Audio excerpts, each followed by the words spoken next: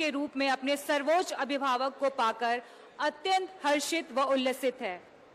अब मैं Shri JB. Park जी से अनुरोध करती हूं कि माननीय मुख्यमंत्री जी का स्वागत अंग वस्त्र प्रदान कर करें।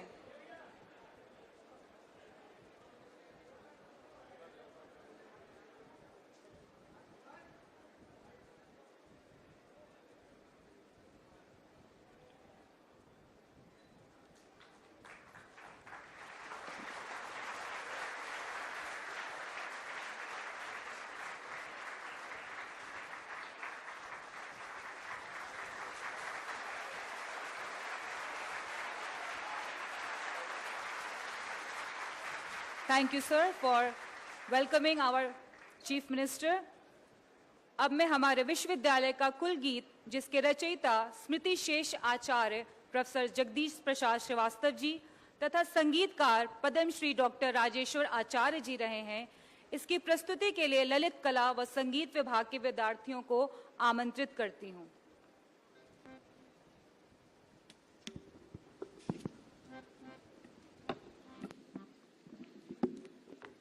दिव्य सुंदर परम पावन सकल विद्या केंद्र तप धन दिव्य सुंदर परम पावन सकल विद्या केंद्र तप धन नाथ गुरु गोरक्ष की यह साधना की भूमि संत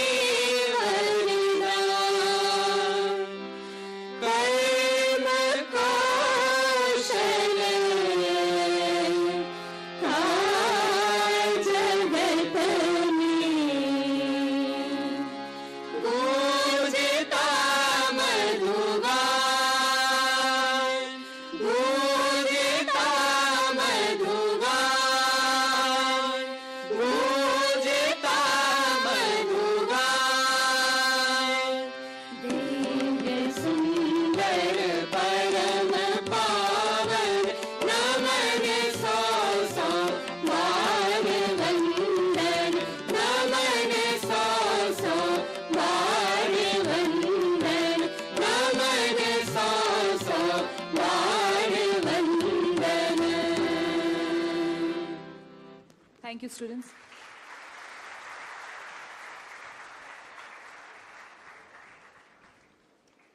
सैमसंग इनोवेशन कैंपस सैमसंग की कॉरपोरेट सोशल रिस्पॉन्सिबिलिटी की एक पहल है जो विश्व के 38 देशों में चल रही है।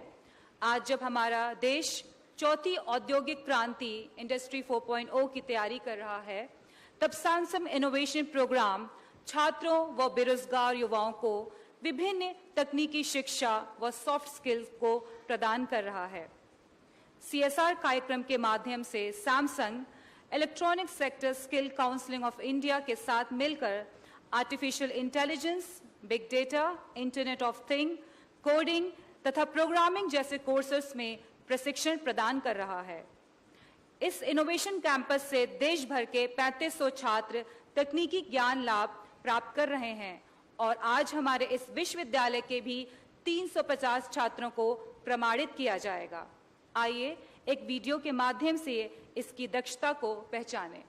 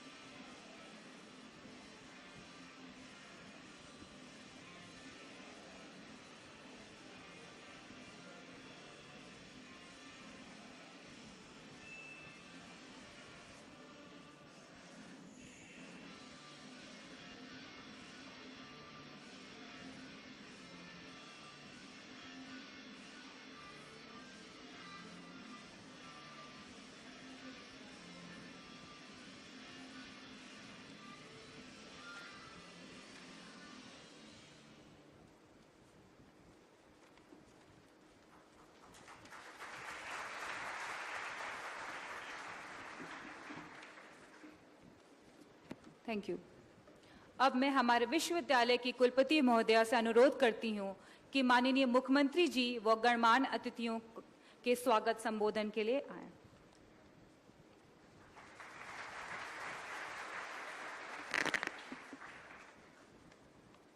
माननीय मुख्यमंत्री योगी आदित्यनाथ जी, सैमसंग और electronic sector skills council of India के वरिष्ठ अधिकारीगण, विश्वविद्यालय के सम्मानित शिक्षकगण और मेरे प्रिय छात्रों, आज इस महत्वपूर्ण अवसर पर हम सभी का हार्दिक स्वागत करते हैं। यह हमारे विश्वविद्यालय के लिए अत्यंत गर्व का विषय है कि अब तक 350 छात्रों को artificial intelligence, coding, big data, internet of things जैसे अत्याधुनिक तकनीकी क्षेत्रों में प्रशिक्षित होने का प्रमाण पत्र इस मंच से प्रदान किया जाएगा।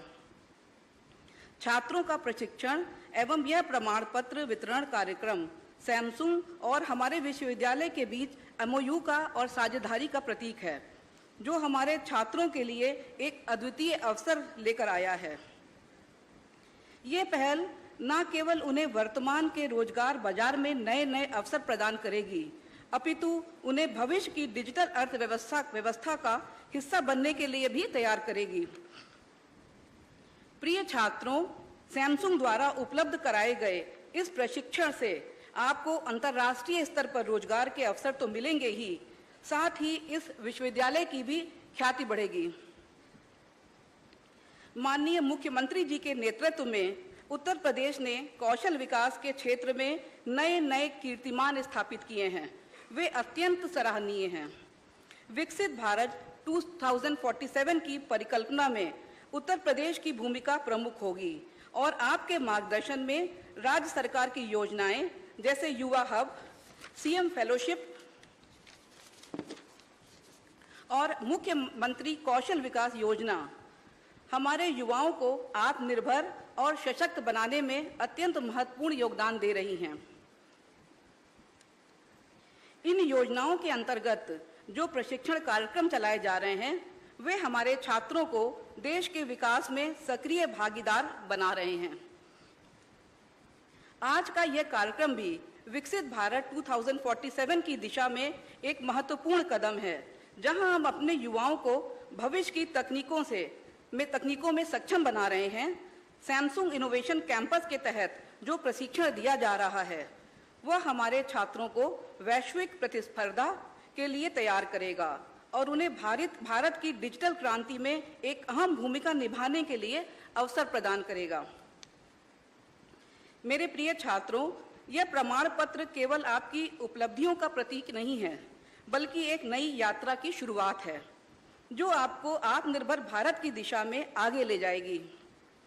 आपके पास जो कौशल है, वे न केवल आपके व्यक्तिगत जीवन में सफलताएं लाएगा, बल्कि समाज और राष्ट्र के विकास में भी महत्वपूर्ण योगदान देगा।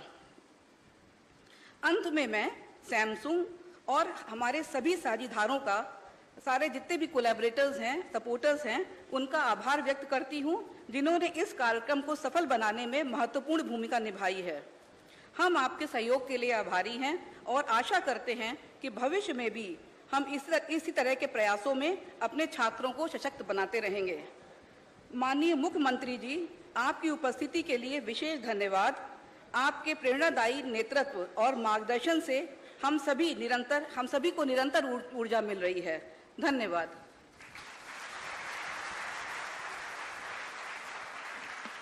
धन्यवाद मैम। श्रीमद् भगवद गीता अध्याय 4 श्लोक 48। न हि ज्ञानेन सदृशं पवित्र में विद्यते तत्स्वयं योग संसिद्ध काले आत्मनि विन्दति। There is no purifier as great as knowledge, and one who has attained purity through Karam Yoga sees the light of truth. Moving on, I would like to invite the President and CEO, Southwest Asia Samsung, for his speech.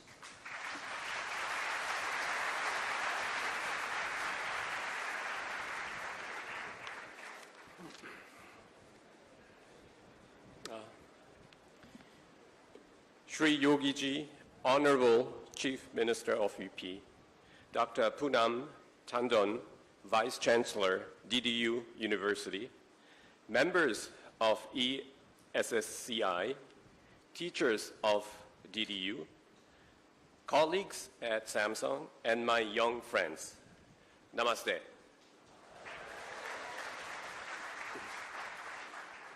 It is an honor to stand before you today at Gorakhpur to celebrate a significant milestone. This is a part of our ongoing commitment of education and skilling through our CSR initiatives. It feels great to be back in the state. Purbanchal Kabachi Kuchi Oruhe. Did I pronounce it right?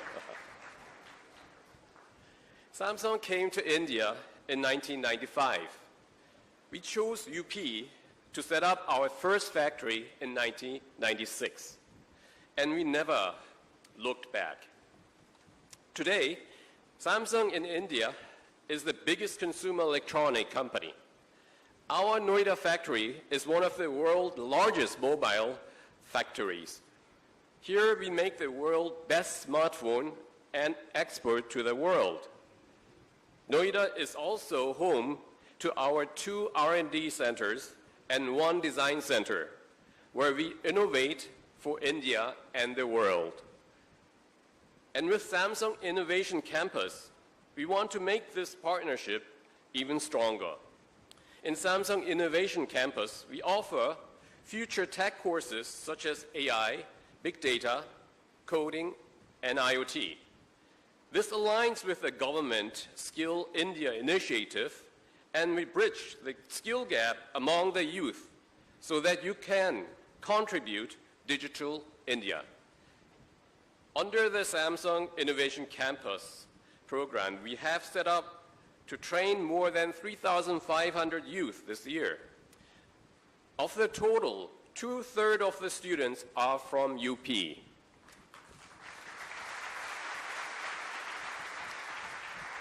Last year, we trained 3,000 students, out of which 1/3 were from UP.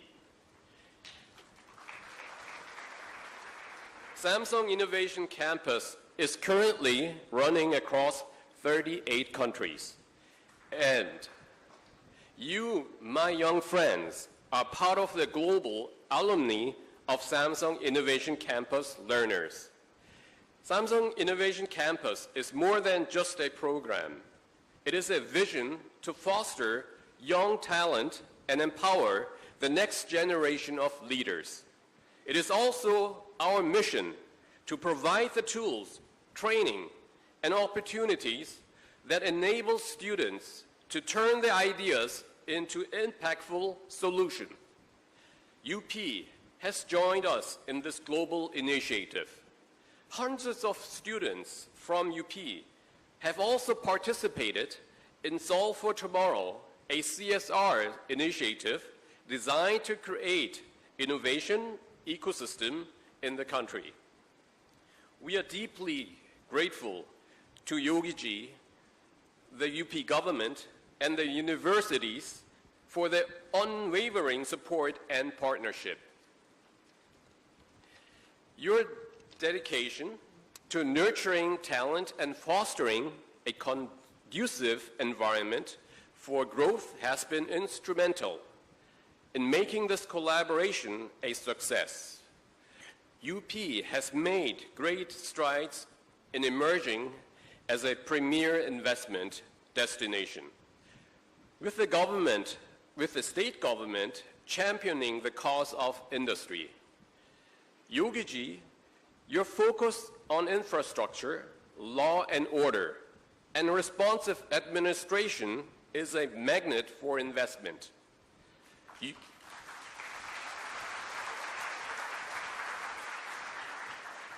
UP's strong leadership, especially the zero-tolerance policy on law and order issues, is noteworthy. We deeply appreciate the support of Yogi Ji, who has been the architect of this remarkable transformation. Your commitment to education, skilling, and innovation aligns with our vision. Together, we can pave the way for a brighter and more innovative future. To my young friends here, I want to say you are the future of technology, business, and society. The skills and knowledge you gain through Samsung Innovation Campus will open doors to opportunities. This will shape not only your career, but also the future of our world. Embrace this opportunity and enthusiasm. We are really excited about this journey ahead. Together, we will inspire, innovate, and transform the future together. Thank you. Daniel Art.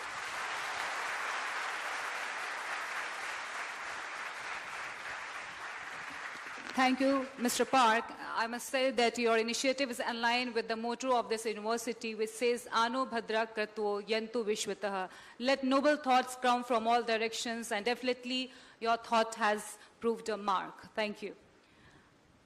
Samsung innovation campus से 8 छात्रों को चयनित किया गया है, जिनको माननीय मुख्यमंत्री जी के कर कमलों से प्रमाण पत्र प्रदान किया जाएगा। आपको मैं इस क्रम में मंच पर आमंत्रित करती हूं। राज्य लक्ष्मी,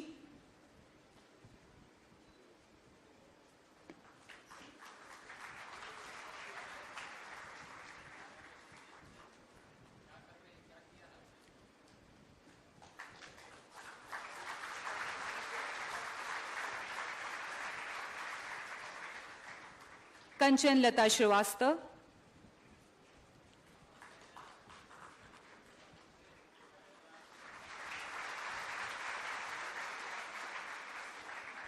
अनुज तिवारी,